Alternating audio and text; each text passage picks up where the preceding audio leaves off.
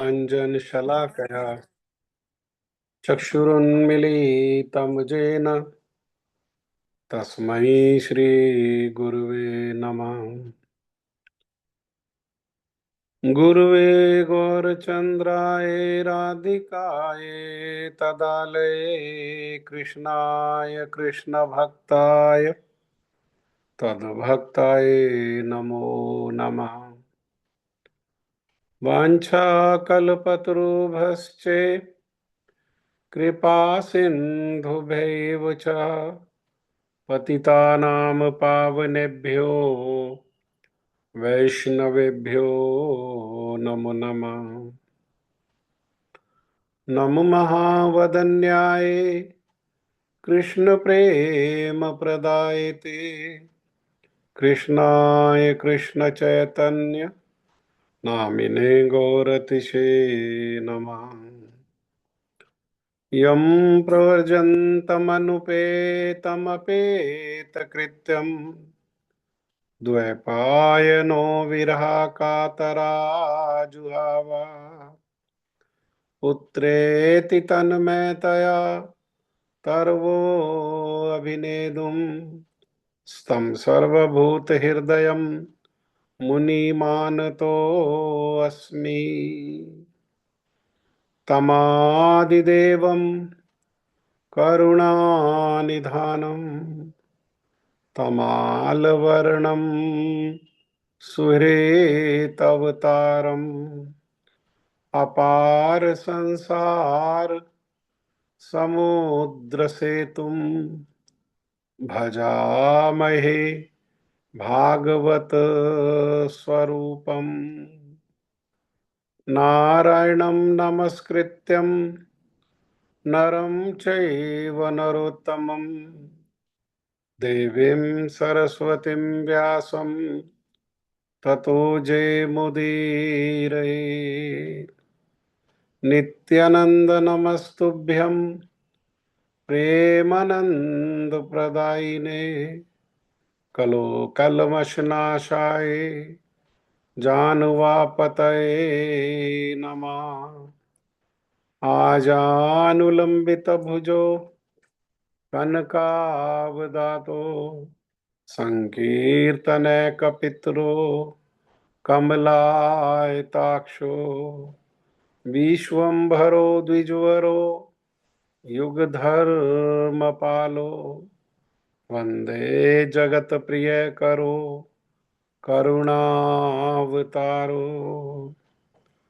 हे कृष्ण करुणा सिंधु दीनबंधु जगतपते गोपेश गोपिका कांत श्रीराधाकांत नमस्तुते। तप्त कांचन गौरांगी श्रीराधे वृंदावनेश्वरी वृषभानुसुते देवी प्रणमामि हरिप्रिया।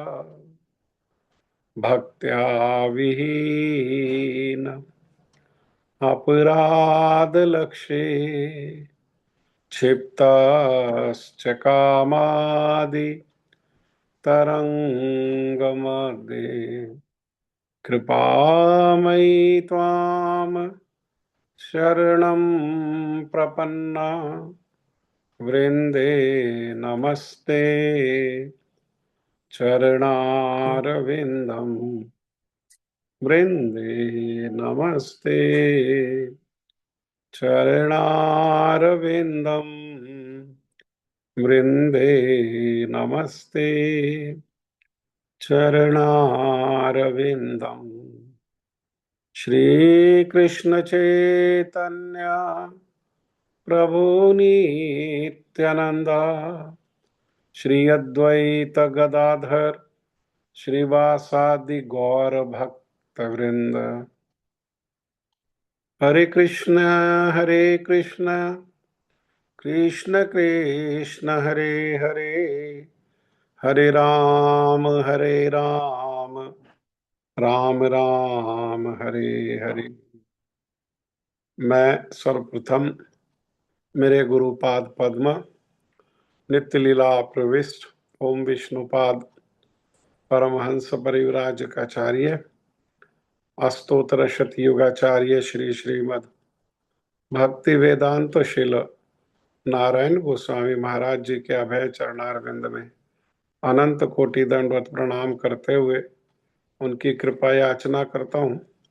तदुपरांत नित्य लीला प्रविष्ट ओम विष्णुपाद स्तोत्र शत श्री श्रीमद भक्ति वेदांत स्वामी महाराज शील प्रभुपाद जी के चरण सरोज में अनंत कोटि दंडवत प्रणाम। रूपानुग गुरु परंपरा के चरणों में अनंत कोटि दंडवत प्रणाम। ग्रंथराज श्रीमद भागवत महापुराण, श्रीमद भागवत कथा, श्रीमद भागवत कथा के श्रोता वृंद, वैष्णव वैष्णवी, माता भाई बहन प्रभु, आप सभी को मेरा यथा योग्य प्रणाम।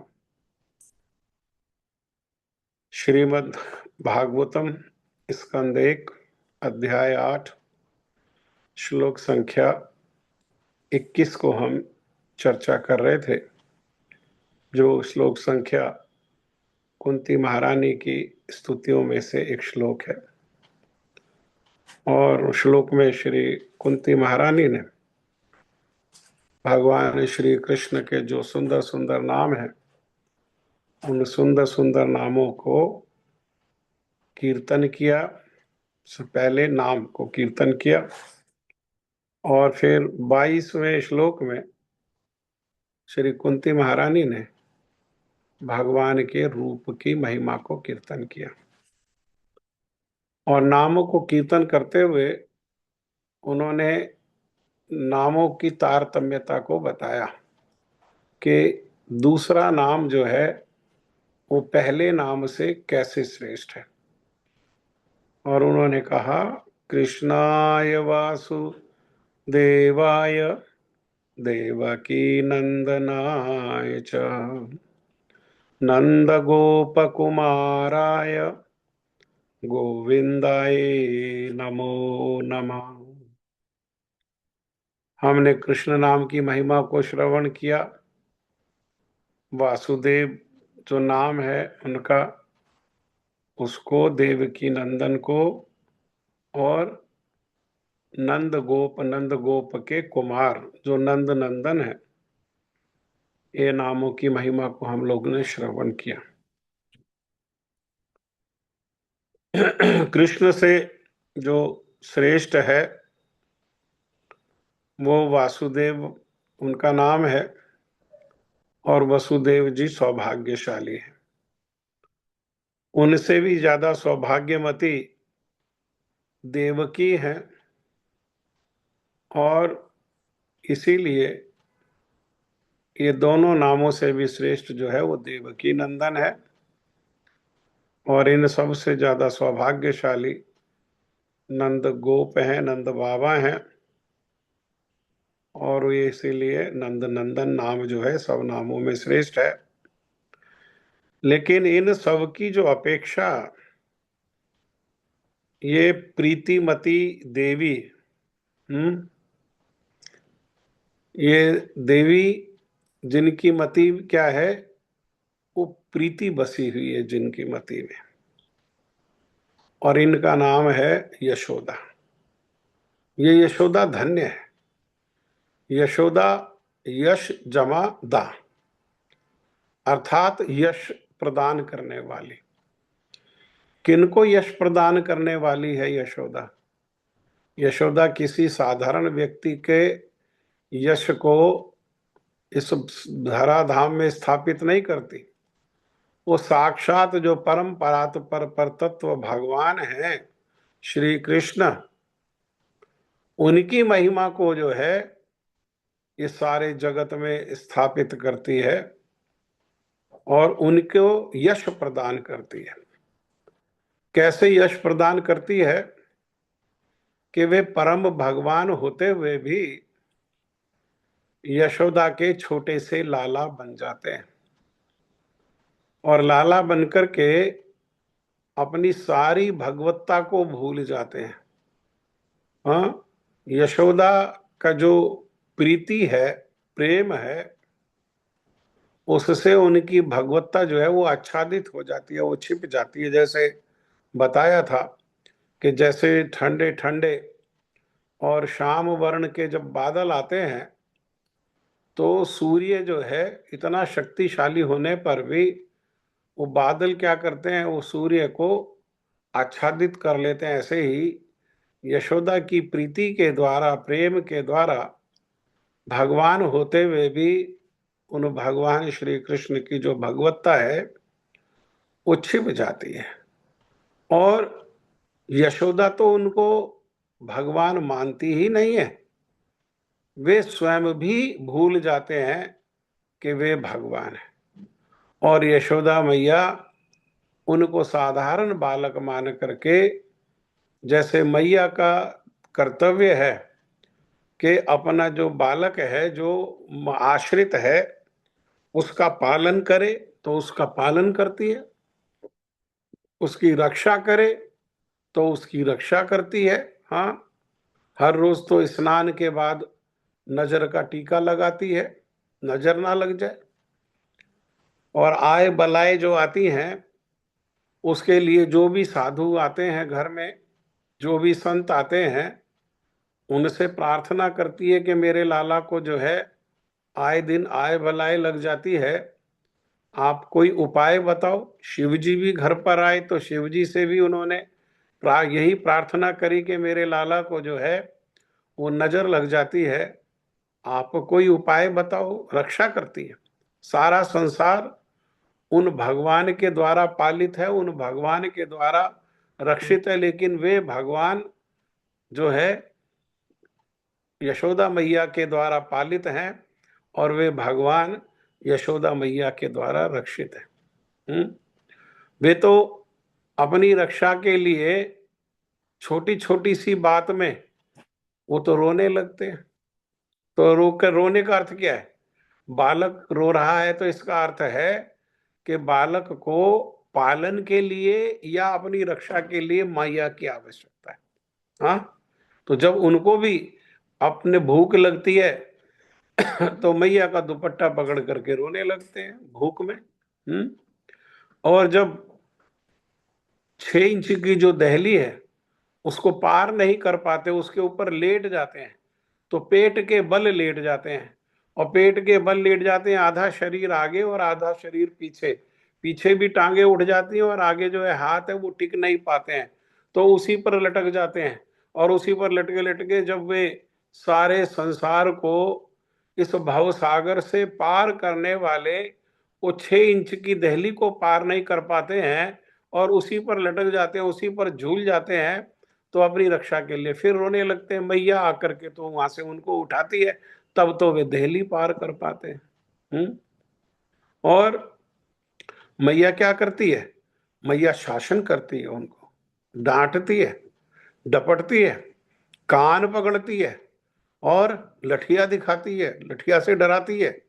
हाँ, और यहां तक कि वे भगवान हैं, सारे संसार को, सब जीवों को अपनी माया के द्वारा बांधने वाले हैं। सब जीव संसार में जितने भी, जो भी जहां है, 14 भुवन में जितने भी जीव हैं वे सारे काम के द्वारा बंधे हुए हैं। हाँ, और वे भगवान जो है वो काम को भी आकर्षित करने वाले हैं। लेकिन ऐसे जो भगवान हैं वे भी क्या है? वे भी यशोदा उनको यश प्रदान करती है कि प्रेम रूपी रज्जू से वे भगवान होते हुए भी अपने भक्तों के प्रेम के द्वारा बांध लिए जाते हैं। हाँ? ये यश प्रदान कौन करती है? ये यश प्रदान करती है यशोदा। भगवान को भी यश देने वाली ये यशोदा है। इसीलिए क्या है? इसीलिए वो यशोदा नंदन कहलाते हैं। अर्थात यशोदा नंदन अब तक जितने भी नाम लिए उन नामों में श्रेष्ठ नाम क्या है? उन नामों में श्रेष्ठ है यशोदा नंदन। परंतु उन्होंने जो लीलाएं करी, उन लीलाओं में बाल लीला किया ब्रज में, पौगंड लीला किया ब्रज में, और ब्रज में कैशोर लीला किया। इन लीलाओं में, सारी लीलाओं में जो कैशोर लीला है, वो कैशोर लीला जो है वो सर्वश्रेष्ठ है। क्यों? क्योंकि उसमें मधुरता, बाकी सब संबंधों में भी मधुरता है, बाल लीला में भी मधुरता है, पौगंड लीला में भी मधुरता है, लेकिन मधुरता का जो चर्म है वो किसमें है? वो उनके कैशोर लीला में है। और क्या किया उन्होंने? कैशोर लीला के द्वारा ये सबके इंद्रियों को उन्होंने आकर्षित किया। और विशेषकर हाँ, ये ब्रज गोपियों के जो है, उन्होंने ब्रज गोपियों को उन्होंने आकर्षित कर लिया। और ब्रज गोपियों की तो जैसे इंद्रियां हैं, वो तो कृष्ण के कैशोर लीला के द्वारा सारी की सारी इंद्रियां आच्छादित हो गई। उन इंद्रियों में उनके भगवान के रूप और लीला को छोड़ करके और कोई वांछा है ही नहीं। वो है कौन? वो गोपी है, गो जमापी, अर्थात जो सारी इंद्रियों से क्या करती है? वो कृष्ण अमृत को पान करती है, पीती है, वही गोपी है। आंखों से, आंखों से क्या है? आंखें जो है, आंखों के लिए उत्सव है। कृष्ण दर्शन जो है, कृष्ण रूपामृत का पान करना, ये आंखों का उत्सव है। आंखों से क्या करती हैं? अमृत को पान करती हैं। किसको? रूपामृत को पान करती हैं। कानों से उनके शब्दामृत को पान करती है। एक एक इंद्रियों से उनका जो अमृत है, कृष्ण में एक एक जो इंद्रिय, एक एक जो लीला है, एक एक जो इंद्रिय है, वो क्या है? वो अमृत है। वो उस अमृत को क्या करती हैं? वो ब्रज गोपियां उस अमृत को पान करती हैं। और ब्रज गोपियां इस प्रकार से आकर्षित होती हैं, तो आकर्षित होकर के वो कृष्ण के आनंद का, कृष्ण के परम आनंद का, कृष्ण के परम सुख का ये ब्रज गोपियां जो हैं वो कारण बन जाती हैं। इसलिए इनका ये इतने नाम होते हुए भी श्रेष्ठ नाम क्या है? ये गोविंद। वेद में भी जो नाम की चर्चा हुई, कृष्ण नाम के, कृष्ण के जो अनेकों अनेक नाम हैं वेद में, एक ही नाम की चर्चा है, और वो नाम है गोविंद। गोविंद।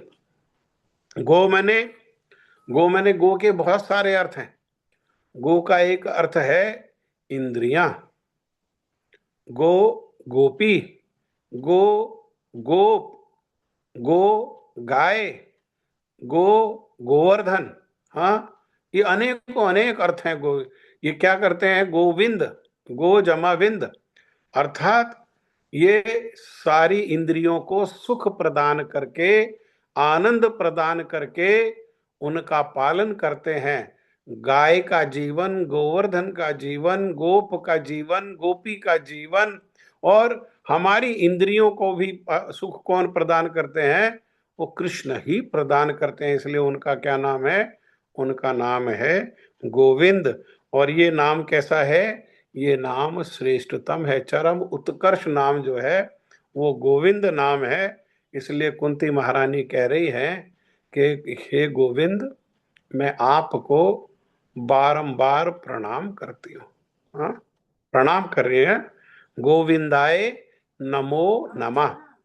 नमो नमः का अर्थ क्या है? प्रणाम करना। हाँ, मैं आपको प्रणाम करती हूँ। अगले श्लोक में प्रार्थना करते हुए कह रहे हैं, नमः पंकजनाभाय, नमः पंकजमालिने, नमः पंकजनेत्राय, नमस्ते पंकजांग्रहे। हाँ, एक मिनट। नमः पंकज नाभाय। हाँ, भगवान के रूप की महिमा को कीर्तन कर रही है कि आपकी नाभि कैसी है? आपकी नाभि, भगवान की नाभि अतिशय सुंदर है। इतनी सुंदर है, इतनी सुंदर है कि संसार में कोई वस्तु ऐसी नहीं है जिससे उनकी सुंदरता की तुलना की जा सके, जिसको उदाहरण देकर के उस नाभि की सुंदरता को बताया जा सके। संसार में ऐसा कुछ नहीं है। लेकिन संसार में सबसे सुंदर वस्तु क्या है? सबसे सुंदर वस्तु संसार में कमल पुष्प है। इसीलिए क्या किया, जो एक्सट्रीम वस्तु यहाँ पर उपलब्ध है, जो सबसे सुंदर जो वस्तु यहाँ पर उपलब्ध है, उससे भगवान की इंद्रियों का तुलना, उपमा दे दिया उसको। हाँ, कि आपकी नाभि कमल कैसी है, आपकी नाभि जो है वो साक्षात कमल है। क्यों? इसका कहने का एक और भी कारण है, क्योंकि भगवान की नाभि से ही कमल पुष्प प्रकट हुआ था। जिस कमल पुष्प पर ब्रह्मा जी का जन्म हुआ, तो भगवान की नाभि से कमल पुष्प प्रकट हुआ। इसलिए भी क्या कह रही हैं, इसलिए भी कि उसको कह रही हैं कि आपकी नाभि नाभि नहीं, साक्षात कैसी है, साक्षात कमल है। और कह रही नमा पंकज मालिने, और आप गले में क्या करते हो, आप गले में पंकज माने कमल, हाँ, कमल पुष्प की माला को क्या करते हो आप कमल पुष्प की माला को पहनते हो। हाँ, भगवान जो है वो अनेक प्रकार की मालाओं, एक ही प्रकार की माला को नहीं पहनते, अनेक प्रकार की मालाओं को पहनते हैं। हाँ, वो तुलसी दल की माला पहनते हैं, वो तुलसी की जो मंजरी है उस मंजरी की माला को पहनते हैं, वो जो वन में जो जंगली फूल हैं उन फूलों से बनाई हुई जो माला है वो वन माला। हाँ, क्योंकि गोप सखा साथ में वन में होते हैं, तो वन में दूसरे पुष्प तो होते नहीं हैं, तो वहां वन में जो पुष्प होते हैं उन पुष्पों को मिला करके वो क्या करते हैं, माला बना देते हैं और कृष्ण को वे माला को पहना देते हैं। तो आप जो है कि भगवान क्या करते हैं, वो वनमाला को पहनने वाले हैं, वो गुंजा माला को पहनने वाले हैं, वो जो 5 प्रकार के जो पुष्प हैं अलग अलग रंग और अलग अलग सुगंध के, जो उनके गले से घुटने के नीचे तक आती है, वो इस प्रकार की बनी हुई माला जिसको वैजयंती माला कहते हैं, उस वैजयंती माला को धारण करने वाले हैं। और साथ में क्या है, साथ में वो कमल पुष्पों की माला को भी पहनने वाले, इसलिए क्या कह रहे हैं कि आप जो है कमल पुष्पों की माला को पहनने वाले। नमः पंकज मालिने, नमा मने मैं प्रणाम करती हूँ। हाँ, किसको प्रणाम करती हूँ, आपके गले में पड़ी हुई कमल पुष्प की जो माला है मैं उसको प्रणाम करती हूँ।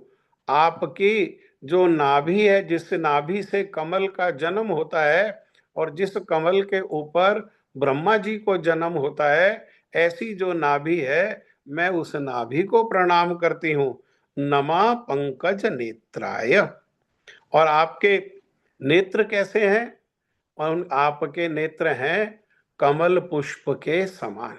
हाँ, कमल पुष्प के समान कैसे, तो कीर्तन करते हुए हम हर रोज कीर्तन करते हैं, सुदीर्घ नेत्र पंकजम शिखी शिखंड मूर्धजम अनंग कोटि मोहनम नमामि नंद नंदनम, नमामि नंद नंदनम, नमामि नंद नंदनम, नमामि नंद नंदनम, नमामि नंद नंदनम। सुदीर्घ आपके नेत्र प्रभु, सु मने सुंदर रूप में, हाँ, सुंदर रूप में दीर्घ हैं। कितने सुंदर रूप में दीर्घ हैं, जैसे कमल पुष्प का पत्ता होता है। कमल पुष्प का पत्ता जिस प्रकार से वो दीर्घ और सुंदर होता है और कोमल होता है और लालिमा लिए हुए होता है, प्रभु आपके नेत्र कैसे हैं, आपके नेत्र सुंदर, दीर्घ नहीं कहा, दीर्घ माने फटे हुए या बड़े नहीं है, दीर्घ कैसे हैं, सुंदर रूप में दीर्घ है। और उस सुंदरता का, अब सुंदरता को कैसे करें, भगवान में जो एक एक अंग में सुंदरता है, अगर हम संसार में जहां जहां सुंदरता है, मान लो वनों में सुंदरता है और झरनों में सुंदरता है, नदियों में सुंदरता है, समुद्र में सुंदरता है, हिरण का जो छोटा बालक है उसकी आंखों में जो सुंदरता है, जहां भी सुंदरता वास करती है, अगर वो सारी सुंदरता को इकट्ठा कर लिया जाए, और वो सारी सुंदरता कैसी है, भगवान का जो रूप है अगर सुंदरता में सिंधु है, तो ये संसार की सारी सुंदरता जो एकत्र की गई है उस सिंधु का एक बिंदु है। हाँ, अब कैसे उसकी उपमा की जा सकती है? हाँ, उसकी उपमा कैसे की जा सकती है? हमारे पास श्रील भक्ति विनोद ठाकुर जैव धर्म के अंत में यही बात कहते हैं कि संसार में ना तो वो भाषा है, ना तो वो शैली है। हाँ, किससे? जिस भाषा को लेकर के, जिस व्याकरण को लेकर के, जिस शब्दकोश को लेकर के, जिस शैली को लेकर के प्रभु आपकी महिमा को गाया जा सके, ऐसा ना शब्दकोश है, ना शैली है, ना भाषा है, तो कोई कैसे महिमा को गाए? हाँ, फिर भी भगवान की महिमा को गाते हैं, उससे भगवान की महिमा नहीं बढ़ती है। भगवान की महिमा को जब गाते हैं तो भगवान महिमावान हो जाएंगे हमारी महिमा कीर्तन करने से नहीं। जो उनकी महिमा को कीर्तन करता है उसकी महिमा संसार में हो जाती है, वो महिमावान हो जाता है, उसकी जिह्वा पवित्र हो जाती है, उसकी वाणी पवित्र हो जाती है, उसकी इंद्रियां पवित्र हो जाती हैं, उसका मन पवित्र हो जाता है। हाँ, जितना मल है वो सारा का सारा मल जो है वो धुल जाता है। इसलिए प्रभु आपके जो नेत्र हैं वो कैसे हैं? वो कमल के समान है। कमल कैसा है? कमल के समान प्रफुल्लित है और कमल के समान विशाल है। हाँ, नेत्र कैसे विशाल है? क्यों? क्योंकि जो भक्त है वो भगवान को नहीं देख पाते हैं। हाँ, लेकिन भगवान क्या करते हैं? भगवान अपने विशाल नेत्रों से उनका भक्त जहां भी कहीं होता है वो उसको देख लेते हैं। केवल उसी को नहीं देख लेते, अपने भक्त के हृदय में जो भावना है, अपने विशाल नेत्रों से अपने भक्तों के हृदय की भावना को भी देख लेते हैं, और जिसकी जैसी भावना है उससे वैसी ही भावना के साथ क्या करते हैं? वो व्यवहार करते हैं। विशाल है उनके नेत्र, और आपके दोनों चरणों में कमल का चिन्ह अंकित है। हाँ, हाँ, कमल का चिन्ह अंकित है। भगवान के दो चरण हैं, दायां और बायां। और भक्त लोग क्या करते हैं? भक्त लोग उन्हीं चरणों का आश्रय लेते हैं। जैसे कीर्तन में भी कहा, भजऊ रे मन श्री नंद नंदन अभय चरणार विंद रे। उनके चरण कमल क्या करते हैं? उनके चरण कमल अभय को प्रदान करने वाले हैं। तो वो अभय कैसे प्रदान करते हैं? वो सारे प्रतीकात्मक चिन्ह जो है वो भगवान के चरणों में है। भगवान के चरणों में, जैसा यहाँ पर कुंती महारानी कह रही है कि प्रभु कमल है। कमल क्या करता है? कमल पवित्रता और आध्यात्मिक उत्थान का प्रतीक है। हाँ, क्या करता है वो? पवित्रता, अर्थात जो भगवान के चरणों को आश्रय लेता है, भगवान के चरण में कमल है, वो चरण कमल क्या करते हैं? उसको पवित्र बना देते हैं और उसका आध्यात्मिक उत्थान कर देते हैं। चाहे उसकी जड़ संसार में ही क्यों ना हो, जो व्यक्ति होगा उस संसार में, उसका मन बुद्धि कहाँ होगी? संसार में। चाहे वो संसार में ही क्यों ना हो, जैसे कमल का जड़ कहाँ होती है? कमल की जड़ जिस प्रकार से कीचड़ में होती है, कमल कीचड़ में डूबा होता है, लेकिन उसका पुष्प क्या है? उसका पुष्प जो है वो हमेशा पवित्र रहता है, क्योंकि कीचड़ के ऊपर रहता है, और कीचड़ का जो मल है उस पुष्प को स्पर्श भी नहीं कर पाता। ऐसे ही जो भगवान के चरणों को आश्रय करता है वो इस संसार रूपी कीचड़ में रहते हुए भी, इस संसार की जो कीचड़ है, इस संसार का जो बदबू है, जो गंदगी है, वो उसके मन को, उसको स्पर्श भी नहीं कर पाती है। भगवान के दाएं चरण में कमल का चिन्ह है, और बाएं चरण में चक्र का चिन्ह है। हाँ, ये चक्र क्या करने, चक्र का अर्थ क्या है? चक्र सारी बुराइयों का नाश करने वाला है। भगवान के चरणों में जो आश्रय लेता है, वो भगवान के चरणों में जो चक्र है वो क्या करता है? वो आश्रय लेने वाले की सारी जो बुराइयां हैं उन सारी बुराइयों का नाश कर देता है। हाँ, भगवान के चरणों की महिमा है ये। भगवान के ये कौन है? ये सब भगवान के सेवक हैं। किस क्या सेवा कर रहे हैं? ये भगवान के भक्तों की सेवा कर रहे हैं। जो भगवान के भक्त हैं और भगवान के भक्त उन चरणों को जो आश्रय करते हैं, तो किस प्रकार से वे उनको शोधन करते हैं और शोधन करके उनको बल प्रदान करते हैं और उनको भजन में प्रवेश कराते हैं। भगवान के चरण कमल जितना भय है, जितना मल है, काम क्रोध मद लोभ मोह मात्सर्य, वो सबको किस प्रकार से नाश करने वाले, वो एक एक चिन्ह जो है। और भगवान के चरणों में वो शंख भी है। कौन से चरण में? दाएं चरण में जो है वो शंख है। शंख क्या करता है? शंख जोर से बोलता है। और जोर से बोलने का अर्थ क्या है? जितनी भी नकारात्मक शक्ति है, वो सारी नकारात्मक शक्ति को विनाश करने वाला है। भगवान के चरणों को जो आश्रय करता है, उसकी जितनी नेगेटिविटी है, जितनी नकारात्मक शक्तियां हैं, वो सारी शक्तियों को क्या करता है? वो नाश कर देता है।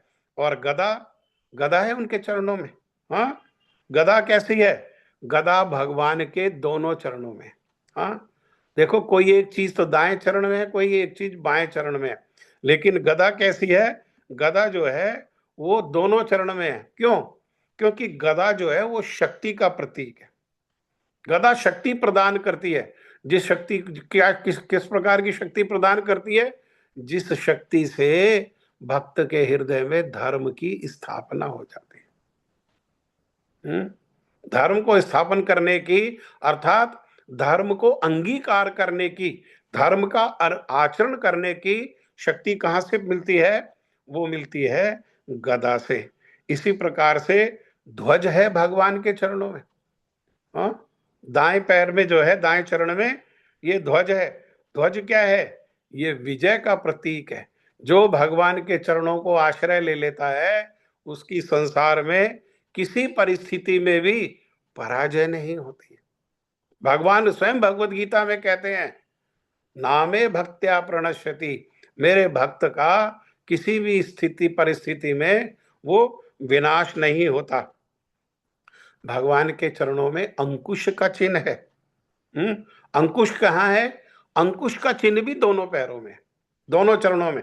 हाँ, ये अंकुश जो है, अंकुश किसे कहते हैं? अंकुश जो है वो हाथी को चलाने वाले को महावत कहते हैं। महावत जिस लोहे के छड़ी से, वो मुड़ी होती है छड़ी और उसमें आगे बड़ी धार होती है, जिस छड़ी से वो महावत, छोटा सा महावत, उस छोटी सी छड़ी से इतने विशाल हाथी को जो कंट्रोल कर लेता है, हाँ, उसी को, उसको, तो वो क्या है? वो अंकुश है। अंकुश है। तो ये अंकुश क्या करता है? ये अंकुश भगवान के चरणों का आश्रय लेने वाले को, भगवान के चरणों में प्रणाम करने वाले को, मन को क्या करता है? वो मन को नियंत्रण में से रहना सिखाता है। अन्यथा मन चलायमान है। अर्जुन भी भगवत गीता में कह रहे, मैं हवा एक दिशा से आए तो मैं हवा को तो कंट्रोल कर सकता हूं, लेकिन मैं अपने मन को कंट्रोल नहीं कर सकता। लेकिन जो भगवान के चरणों में नमन करते हैं, भगवान के चरणों का जो आश्रय लेते हैं, उनके दोनों चरणों में जो अंकुश है, उसके द्वारा क्या है? उसके द्वारा मन जो है नियंत्रित हो जाता है। ऐसे ही अर्धचंद्र है भगवान के दाहिने चरण में, जो शीतलता प्रदान करने वाला है, जो दिव्यता को प्रदान करने वाला है। भगवान के दाएं चरण में मत्स्य, मछली भी है। मछली का अर्थ क्या है?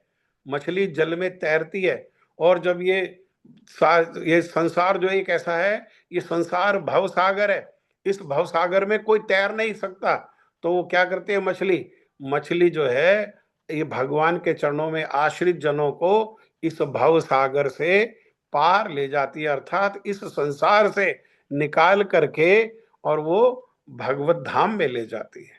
वो संसार से निकाल करके दिव्य स्थान में, दिव्य धाम में ले जाती है। भगवान के चरणों में गोपद भी है, गाय का खुर भी है। जो गाय का खुर किस लिए है? वो वात्सल्यता का प्रतीक है। भगवान कैसे हैं भक्तों के प्रति? भगवान भक्तों के प्रति वात्सल्यता रखने वाले हैं। जैसे गाय अपने बछड़े, हाँ, वत्स के प्रति, हाँ, ध्रुव महाराज की स्तुति में ये बात को हमने विस्तार से सुना है। जैसे गाय जो है अपने वत्स, अपना बछड़े के प्रति, वो उसके द्वारा दुख दिए जाने पर भी, तकलीफ दिए जाने पर भी, कोई सेवा नहीं किए जाने पर भी स्वभाव से ही गाय की अपने वत्स के प्रति वात्सल्यता होती है, ऐसे ही भगवान की हमारे प्रति स्वाभाविक रूप में वात्सल्यता है। स्वाभाविक रूप में वात्सल्यता, उसके लिए कुछ करना पड़ेगा ऐसा नहीं, बस हाथ जोड़ करके कह दिया, प्रभु मेरे में बहुत दोष हैं, लेकिन मैं जैसा हूं प्रभु क्या करूं, मैं हूं आपका, आपके अलावा मेरा कोई दूसरा नहीं है। बस भगवान द्रवित हो जाते हैं। भगवान जो है इतनी बातों से जन्म जन्मांतर के उसकी जो अपराध हैं, जो दोष हैं, वो सबको भूल जाते हैं, उनको ध्यान भी नहीं रहता और उनका हृदय द्रवित हो जाता है। जैसे मैया का अपने पुत्र के प्रति, जैसा गाय का अपने बछड़े के प्रति, बछड़े का अभी जन्म हुआ, उसने गर्भ में रहा तो कष्ट दिया मैया को, प्रसव हुआ तो कष्ट दिया मैया को, कोई सुख नहीं दिया, लेकिन जैसे ही जन्म होता है मैया उसको चाटना प्रारंभ कर देती है, उसकी सारी चाट चाट के जो गंदगी लगी हुई है सब गंदगी को साफ कर देती है और अपनी जिह्वा से वात्सल्य के द्वारा उसको शक्ति प्रदान करती है और फिर क्या करती है, उसको खड़ा करके अपना दूध पिलाती है। ये वात्सल्यता है। हाँ, भगवान के चरणों में क्या है, भगवान के चरणों में जो है ये वात्सल्यता है। और उनके चरणों में वज्र भी है। वज्र से क्या अर्थ है, वज्र है जो अड़िग है, हाँ, अर्थात जो भगवान के चरणों में आश्रय लेता है वो फिर डगमगाता नहीं। हाँ, लाख तूफान आने पर भी वो डगमगाता नहीं है। और शक्ति उसको भगवान के चरण कमलों से शक्ति आती है। और जो है क्या है साथ में, वो कल्प वृक्ष है भगवान के चरणों में। कल्प वृक्ष को हमने सुना ना, हाँ, वांछा कल्पतरुभश्च, हाँ, वांछा को पूरा करने में कल्प वृक्ष के समान वैष्णव। निगम कल्पतरु, हाँ, वेद क्या है, कल्प वृक्ष। कल्प वृक्ष की अर्थात क्या है कि कल्प वृक्ष उस वृक्ष के नीचे जाके जैसी जो कामना करता है वो कल्प वृक्ष जो है उसको वही प्रदान कर देता है। भगवान के चरण कमल जो है जिसकी जैसी कामना होती है उसको वही प्रदान कर देते हैं। हाँ, और भगवान की उन चरण कमलों की महिमा क्या है कि उसकी वासना कामना को भी पूर्ण कर देते हैं और उसकी जो वासना कामना में जो आसक्ति है उसको भी खत्म कर देते हैं। ध्रुव महाराज को हृदय में कामना थी, कामना लेकर के गए तो कामना भी पूरी कर दी और साथ ही साथ क्या किया, अपना मनोहारी रूप का जो दर्शन कराया उसके द्वारा हृदय से कामना जो है वो सब खत्म होगी। कामना बाकी नहीं रही, कामना शेष ही नहीं रही। भगवान जो मांगने के लिए आए भगवान वो देना चाहते हैं, लेकिन वो रो रहे हैं, ध्रुव महाराज रो रहे हैं, भगवान ने मेरी कपटता को देख लिया। तो कपटता क्या है, कपटता क्या है, भगवान को छोड़ करके अन्य कोई भी जो कामना है वो क्या है, वो कपटता है। भगवान को छोड़कर ध्रुव महाराज ने कहा मेरी कपटता को देख लिया, अर्थात भगवान ने मेरा द्वितीय अभिनिवेश को देख लिया। क्या देख लिया, कपटता को देख लिया कि मेरे जो आकर्षण है, मेरी जो कामना है वो भगवत प्राप्ति के स्थान पर संसार को प्राप्त करने की कामना वासना है। इस कपटता को भगवान ने देख लिया और मुझे क्या किया, मुझे उन्होंने अपने से दूर कर दिया, 36,000 वर्ष के लिए अपने से दूर कर दिया। तो प्रभु आपके नेत्र कैसे हैं, आपके नेत्र भी सुशीतल हैं। इसलिए मैं क्या करती हूँ, कुंती महारानी कह रही है, इसलिए प्रभु मैं आपको बार बार पुनः पुनः मैं आपको प्रणाम करती हूँ। ठीक है, इसके आगे फिर नेक्स्ट फ्राइडे को हम लोग ये चर्चा को सुनेंगे। अभी जप का समय हो गया है, जिनकी जप की बारी है वो जप करो। किसी का कोई प्रश्न है आज के विषय से संबंधित?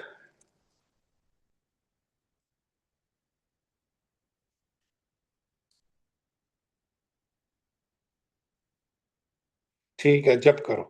जी प्रभु जी। हरे कृष्णा प्रभु जी, दंडवत प्रणाम। दंडवत जी। हरे कृष्ण हरे कृष्ण। अच्छा बोलना था ना, घबराओ नहीं, आराम से करो। वो मंत्र तो बोले ही नहीं मैंने। हाँ बोलो बोलो, आराम से करो। द्वारिका के दारी श्री राधा गणेश बिहारी जी की जय। ओम विष्णुपाद अष्टोत्तर श्री श्रीमद भक्ति वेदांत माधव गोस्वामी महाराज जी की जय। जय नित्य लीला प्रविष्ट ओम विष्णुपाद अष्टोत्तर श्री श्रीमद भक्ति वेदांत श्री नारायण गोस्वामी महाराज जी की जय। जय नित्य लीला प्रविष्ट ओम विष्णुपाद अष्टोत्तर श्री श्रीमद भक्ति वेदांत श्री वामन गोस्वामी महाराज जी की जय। जय जय नित्य लीला प्रविष्ट ओम विष्णुपाद अष्टोत्तर श्री श्रीमद भक्ति वेदांत श्री स्वामी जी महाराज प्रभुपाद जी की जय। जय जय नित्य लीला प्रविष्ट ओम विष्णुपाद अष्टोत्तर श्री श्रीमद भक्ति प्रज्ञान श्री केशव गोस्वामी महाराज जी की जय। जय जय नित्य लीला प्रविष्ट ओम विष्णुपाद अष्टोत्तर जगत गुरु श्री श्रीमद भक्ति सिद्धांत सरस्वती गोस्वामी प्रभुपाद जी की जय। जय जय नित्य लीला प्रविष्ट ओम विष्णुपाद परमहंस बाबा जी श्री गौर किशोर दास गोस्वामी महाराज जी की जय। जय जय नित्य लीला प्रविष्ट ओम विष्णुपाद सप्तम गोस्वामी सच्चिदानंद श्री भक्ति विनोद ठाकुर की जय। जय जय नित्य लीला प्रविष्ट ओम विष्णुपाद वैष्णव सार्वभौम श्री जगन्नाथ बाबा जी महाराज की जय। जय बोलिए वेदांताचार्य श्री बलदेव विद्याभूषण जी की जय। जय जय श्री रसिक चूड़ामणि श्री विश्वनाथ चक्रवर्ती ठाकुर की जय। जय जय श्री नरोत्तम श्रीनिवास श्री श्यामानंद प्रभु त्रय की जय। जय जय कृष्णदास कविराज गोस्वामी प्रभु जी की जय। जय जय श्री रूप सनातन भट्ट रघुनाथ श्री जी गोपाल भट्ट दास रघुनाथ शरण गोस्वामी प्रभु जी की जय। जय जय श्री स्वरूप दामोदर राय रामंद आदि श्री गौर पार्षद ग्रंथ की जय। जय जय श्री रामाचार्य श्री हरिदास ठाकुर प्रभु जी की जय। जय जय प्रेम से कहो श्री कृष्ण चैतन्य प्रभु नित्यानंदा श्री अद्वैत गदाधर श्री वासादि गौर भक्त वृंद की जय। जय श्री अंतरदीप मायापुर सीमनदीप गौतमदीप मददीप ऋतुदीप कोलदीप जानदीप मधुदीप रुद्रदीपात्मक श्री नवदीप धाम की जय। जय श्री श्री राधा कृष्ण गोप गोपी गो गोवर्धन द्वादश मनात्मक ब्रजमंडल की जय। जय द्वादश की जय। श्री श्याम कुंड राधा कुंड यमुना गंगा तुलसी भक्ति देवी की जय। जय श्री जगन्नाथ बलदेव सुभद्रा सुदर्शन जू की जय। जय विनाशक सर्वविघ्न विनाशक श्री नरसिंह भगवान की जय। जय भक्त श्री प्रहलाद महाराज की जय। जय चारों धर्मों की जय, चारों संप्रदाय की जय, चारों आचार्यों की जय। जय आगर मथुरा श्री चैतन्य मठ की जय। श्री जय गौड़िया दान समिति की जय। श्री देवानंद गौड़िया मठ अन्ना शाखा अन्य अन्य शाखा मठ समूह की जय। जय देवानंद गौड़िया मठ की जय। जय श्री हरिनाम संकीर्तन की जय। अनंत जय कोटि वैष्णव वृंद की जय।